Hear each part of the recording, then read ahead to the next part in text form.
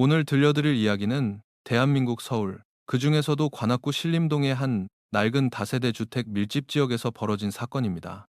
신림동은 고시생들과 청년들이 모여 사는 활기찬 곳이기도 하지만 좁고 복잡한 골목길 사이로 인적이 드문 오래된 빌라들이 숨어 있는 곳이기도 합니다. 이 끔찍한 비극의 중심에는 서초구의 고급 아파트에 거주하던 노부부 김상철남과 이명숙 여이 있습니다. 두 사람에게는 두 아들이 있었는데 장남은 김태진, 차남은 김태현이었습니다. 김상철과 이명숙 부부는 은퇴 후 여러 채의 부동산을 소유하며 임대 수익으로 풍족한 노후를 보내고 있었습니다. 지인들과 골프를 치거나 해외여행을 다니며 평화로운 말년을 즐기던 이 부부에게 상상조차 할 수 없는 잔혹한 사건이 닥쳐옵니다. 시간을 거슬러 2004년 10월 14일 목요일로 돌아가 보겠습니다. 이날 서초경찰서에 두 형제가 다급히 찾아와 실종 신고를 접수했습니다. 신고자는 장남 김태진 1971년 3월 8일생, 사건 당시 33세과 차남 김태현 1977년 11월 15일생, 사건 당시 26세였습니다. 저희 부모님, 아버지 김상철 1943년 2월 12일생, 당시 61세과 어머니, 이명숙 1946년 7월 25일생, 당시 58세의 5일 전집을 나선 뒤로 연락이 두절되었습니다. 백방으로 수소문해봤지만 흔적조차 찾을 수 없습니다. 제발 부모님을 찾아주세요. 경찰은 차남 김태현의 진술을 먼저 청취했습니다. 김태현은 5일 전인 2004년 10월 9일 자신과 부모님이 강남 코엑스몰에서 만나 차를 마셨다고 말했습니다. 그 자리에서 부모님이 갑자기 중국 칭다오로 2박 3일 여행을 다녀오겠다고 말한 뒤 떠났으며 구체적인 일정이나 숙소는 말해주지 않았다고 했습니다. 그러나 며칠이 지나 귀국하기로 한 날짜가 되었음에도 부모님은 돌아오지 않았고 두 분의 휴대전화는 모두 전원이 꺼져 있었습니다. 장남 김태진 역시 퇴근 후 부모님이 돌아오지 않은 것을 확인하고 동생에게 자초지종을 물었으나 동생은 부모님이 중국 여행을 갔다고 답할 뿐이었습니다.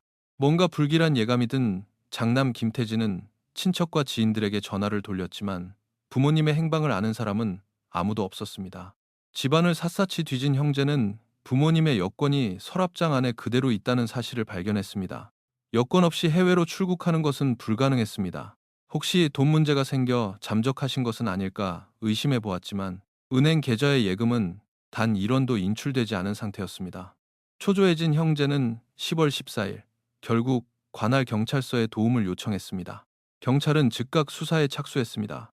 실종 당일 아버지 김상철은 짙은 남색 재킷에 긴팔 셔츠, 면바지를 입고 무태안경을 쓰고 있었으며 어머니 이명숙은 옅은 회색 블라우스에 바지 차림이었습니다. 경찰은 부모님이 출국하지 않았다는 출입국 기록을 확인한 후 코엑스몰 주변의 CCTV와 서초동 자택 인근을 탐문하기 시작했습니다. 형제 역시 부모님의 사진이 담긴 전단지를 만들어 강남역과 고속터미널 일대에 배포했습니다. 실종 9일째인 2004년 10월 18일 장남 김태진은 인터넷 포털 사이트 다음에 실종된 부모님을 찾습니다 라는 카페를 개설해 부모님의 인상착의와 사연을 올렸습니다. 차남 김태현은 뉴스 프로그램과 인터뷰를 하며 대중의 도움을 호소했습니다. 방송에서 그는 부모님이 납치되었을 가능성을 배제하며 실종 전 입었던 옷차림을 상세히 설명했습니다. 하지만 평소 등산이나 여행을 좋아했던 부모님이 산에서 조난당했을 가능성도 희박했습니다. 실종 당일 입었던 옷은 전혀 등산복 차림이 아니었기 때문입니다. 게다가 어머니 이명숙은 매사에 철두철미한 성격으로 여행을 갈 때면 항상 아들들에게 여행자 보험 증권의 위치, 상세한 일정, 돌아오는 날짜를 정확히 알려주는 사람이었습니다. 대중의 관심이 쏠리며 사건이 연일 언론에 보도되던 중 일부 예리한 네티즌들이 텔레비전에 나온 차남 김태현의 인터뷰 태도를 지적하기 시작했습니다. 인터뷰 도중 그의 눈동자는 불안하게 흔들렸고 부모를 잃은 사람치고는 기이하게도 간혹 입가에 미소를 띠는 등 전혀 슬퍼 보이지 않았습니다. 인터넷 게시판에는 부모가 실종된 게 아니라 저 둘째 아들이 죽인 게 아니냐는 섬뜩한 추측이 올라오기 시작했습니다. 실제로 경찰 역시 이미 차남 김태현을 유력한 용의선상에 올려두고 있었습니다. 김태현은 10월 9일 코엑스에서 부모님과 차를 마셨다고 진술했지만 경찰이 코엑스몰 일대의 방대한 CCTV를 모두 분석한 결과 세 사람의 모습은 그 어디에도 찍혀 있지 않았습니다. 반면 서초동 아파트 이웃 주민의 증언에 따르면 부모님은 10월 9일 아침에 집을 나선 뒤 돌아오지 않았다고 했습니다. 장남 김태진의 진술도 동생을 향한 의구심을 키웠습니다. 10월 9일 저녁, 동생 김태현은 귀가한 형에게 부모님이 중국으로 급히 여행을 가셨다고 말하며 경찰 신고를 만료했습니다. 평소 부모님의 성향과 너무나 다른 돌발 행동이었음에도 동생의 끈질긴 설득에 형은 며칠을 더 기다렸던 것입니다. 경찰은 김태현을 용의자로 지목하고 강도 높은 조사를 진행했습니다. 취조실에서 김태현은 물을 연거푸 마시고 눈을 맞추지 못하는 등 극도의 불안 증세를 보였지만 끝까지 부모님이 여행을 갔다는 거짓말을 고수했습니다. 결정적인 물증이 필요했던 경찰에게 며칠 뒤 놀라운 제보가 날아듭니다. 제보자는 인기 온라인 게임 리니지의 같은 길드원이었습니다. 그는 경찰에 김태현이 게임 채팅방에서 부모님은 실종된 게 아니라 내가 죽였다고 털어놓았다고 진술했습니다. 김태현은 채팅방에 나는 어릴 때부터 사이코패스 기질이 있었다. 타인의 고통에 공감하지 못한다. 부모를 너무 증오해서 세상에서 없애버리고 싶었다라는 끔찍한 글을 남겼습니다. 또 다른 제보도 이어졌습니다. 김태현의 현실 친구는 부모님이 실종됐다는 날 오후 태현이가 휴대전화 문자 메시지로 부모님을 살해했다고 고백했다고 말했습니다. 형도 아느냐고 묻자 김태현은 형이 한꺼번에 3명의 가족 부모님과 나을 잃게 하고 싶지 않아서 말하지 않았다고 답했다고 합니다. 가장 결정적인 진술은 김태현의 사촌 누나인 이수진 1976년 9월 21생, 당시 28세에게서 나왔습니다. 실종 사건 초기, 이수진은 사촌 동생들을 도와 전단지를 돌리고 은행 기록을 확인하는 등 수색을 도왔습니다. 당시 김태현은 전혀 평소와 다름없는 태도였습니다. 그런데 2004년 10월 22일, 김태현이 갑자기 이수진에게 문자 메시지를 보냈습니다. 누나, 단둘이 할 이야기가 있어. 오늘 못 만나면 평생 진실을 말할 기회가 없을지도 몰라. 그날 밤 자정 무렵 강남역 인근의 한적한 카페에서 두 사람은 마주 앉았습니다. 자리에 앉자마자 김태현은 독실한 기독교 신자인 이수진에게 물었습니다. 누나, 예수님은 어떤 죄든 다 용서해 주셔? 그리고 이어지는 김태현의 고백은 참혹했습니다. 그는 자신이 어릴 적부터 부모의 과도한 학구열과 기대에 짓눌려 살아왔으며 부모를 몹시 원망해 30살이 되기 전에 자살하려 했다고 말했습니다. 하지만 절친한 친구인 박지훈을 만나면서 계획을 바꿨다고 했습니다. 누나, 나는 다른 사람의 아픔을 못 느끼는 사이코패스야. 어릴 적 부모님은 날 때리고 모욕했고 형도 날 괴롭혔어. 원래는 부모님을 먼저 죽이고 형도 처리할 생각이었어. 그런데 부모님이 없어지고 나니까 형이 나한테 너무 잘해주더라고. 그래서 형은 살려두기로 했어. 김태현은 친구 박지훈과 수개월 전부터 완벽한 살인 계획을 세웠다고 실토했습니다. 그는 살해 일시와 장소는 물론 시신을 어떻게 훼손하고 유기했는지까지 묘사했습니다. 쓰레기 봉투에 담아 바다에 버리려 했으나 물에 뜰까봐 걱정되어 시신을 정육점 고기처럼 손질해 전자레인지에 돌리고 배달용 스티로폼 용기에 담아 음식물 쓰레기로 위장해 버렸다는 잔혹한 과정을 그는 마치 무용담을 늘어놓듯 낄낄거리며 말했습니다. 시신을 버릴 때 아무도 냄새를 못 맡았어. 완전 범죄지. 죄책감은커녕 자만심에 찬 동생의 모습에 이수진은 경악을 금치 못했습니다. 이수진의 결정적인 제보를 받은 경찰은 다음 날인 2004년 10월 23일 아침 7시 서초동 아파트를 덮쳐 김태현을 긴급 체포했습니다. 체포 직후 김태현은 순순히 범행을 자백하며 공범의 존재와 범행 장소를 실토했습니다. 오전 10시 30분 경찰 특공대와 감식반은 김태현이 지목한 관악구 신림동의 한 낡은 다세대 빌라 3층으로 출동했습니다.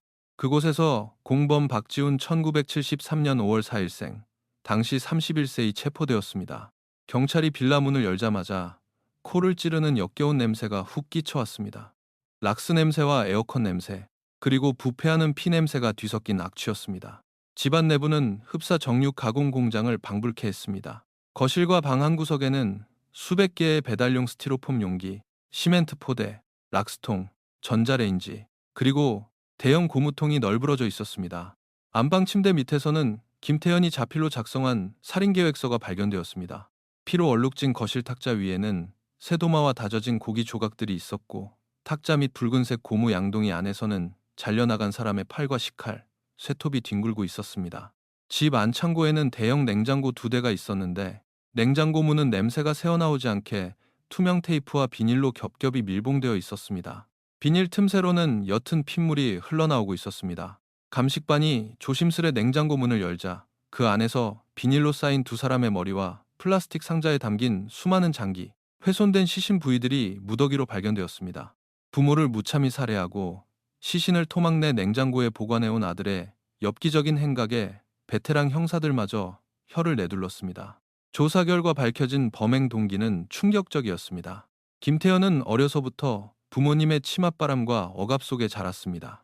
유명 피아니스트를 만들겠다는 부모의 강요로 하루 종일 피아노 앞에 앉아 있어야 했고, 성적이 떨어지자 부모는 그를 미국 캘리포니아로 강제 유학을 보냈습니다. 하지만 왜소한 체격 탓에 미국 학교에서 심한 인종차별과 학교폭력에 시달렸습니다. 그는 이 모든 불행의 원인이 자신을 억압한 부모에게 있다고 믿었습니다. 한국으로 돌아온 후에도 그는 직장에 적응하지 못하고 주식 투자와 도박에 빠져 막대한 빚을 졌습니다. 부모님이 아파트를 처분해 빚을 갚아주었지만 그는 남은 돈마저 주식으로 탕진했습니다. 2004년 초 또다시 큰 빚을 진 그가 부모에게 재산을 요구하자 부모는 이를 거절하고 김태현 명의로 된 작은 아파트마저 장남 김태진의 명의로 돌려버렸습니다. 재산이 자신의 목숨이라 생각했던 김태현은 이때부터 앙심을 품고 살해를 결심했습니다. 공범 박지우는 김태현보다 5살 많았지만 지적 능력이 떨어지는 인물이었습니다. 불우한 가정에서 자라 학창시절 내내 괴롭힘을 당했고 뉴질랜드 워킹홀리데이 시절 만난 여자에게 전 재산을 사기당한 뒤 쥐약과 수은을 먹고 자살 기도를 한 적이 있었습니다. 그 후유증으로 기억력과 인지 능력이 크게 손상된 상태였습니다. 온라인 커뮤니티에서 우연히 김태현을 만난 박지우는 김태현이 밥을 사주고 잘해주자 그를 맹목적으로 따랐습니다. 박지우는 네가 불행한 건 다 부모 때문이니 그들을 죽여야 한다며 김태현을 부추겼고 7년이 지나 실종자로 처리되면 유산을 받을 수 있다는 법적 조언까지 해준 것으로 드러났습니다. 범행 당일인 2004년 10월 9일 두 사람은 마트에서 회칼과 톱을 구매했습니다. 김태현은 부모에게 신림동에 친구와 새로 살 빌라를 구했는데 와서 청소 좀 도와달라고 거짓말을 해 부모님을 유인했습니다. 오전 11시 40분 어머니 이명숙이 빌라 현관문을 열고 들어서는 순간 문 뒤에 숨어있던 박지훈이 칼로 어머니의 목을 그어 그 자리에서 즉사시켰습니다. 뒤따라 들어오던 아버지 김상철이 경악하며 저항하려 했지만 눈앞에 나타난 건 칼을 든 친아들 김태현이었습니다. 키가 작았던 김태현이 아버지의 힘에 밀리자 박지훈이 달려들어 아버지를 쓰러뜨렸고 수십 차례 난도질을 해 숨지게 했습니다. 그 과정에서 김태현은 다리에 상처를 입어 병원 응급실에 다녀오기도 했으며 그 사이 박지훈이 시신을 잔혹하게 훼손하기 시작했습니다. 이후 이 사건은 2008년 대한민국의 국민참여재판제도가 시범 도입되던 시기와 맞물려 배심원단이 참여한 대규모 재판으로 세간의 이목을 집중시켰습니다. 재판 과정에서 두 사람의 지능지수 IQ가 공개되었는데 주범 김태현은 126으로 상당히 높은 편이었으나 공범 박지훈은 84에 불과했습니다. 변호인은 박지훈이 김태현의 조종과 협박에 의해 억지로 범행에 가담했다고 주장했습니다. 오랜 공방 끝에 배심원단과 재판부는 최종 판결을 내렸습니다. 재판부는 김태현은 치밀한 계획하에 자신을 낳아준 부모를 잔혹하게 살해한 매우 위험하고 극악무도한 범죄자라며 존속살해 및 사체 손괴 등의 혐의로 무기징역을 선고했습니다. 반면 공범 박지훈에 대해서는 낮은 지적 능력으로 인해 김태현에게 가스라이팅을 당한 점을 어느 정도 인정하여 살인 혐의에 대해서는 무죄를 선고했습니다. 다만 사체 훼손 및 유기 혐의만 유죄로 인정하여 징역 1년을 선고했습니다. 그러나 박지훈은 재판이 길어지면서 이미 3년 이상 미결수로 구치소에 수감되어 있었기 때문에 판결 직후 형기 만료로 그 자리에서 석방되었습니다. 이 사건은 당시 한국 사회에 엄청난 파장을 불러일으켰습니다. 범죄의 잔혹성뿐만 아니라 자녀를 명문대에 보내고 사회적으로 성공시키기 위해 억압과 통제를 가하는 한국 특유의 극단적인 교육열과 가족 이기주의가 낳은 비극이라는 점에서 많은 지식인과 대중들에게 씁쓸한 화두를 던졌습니다.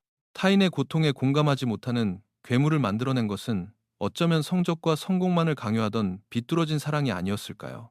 누가 진짜 악마였는지 수많은 미스터리와 사회적 질문을 남긴 이 신림동 노부부 살인 사건은 한국 범죄 역사상 가장 참혹한 존속 살해 사건 중 하나로 여전히 기록되어 있습니다.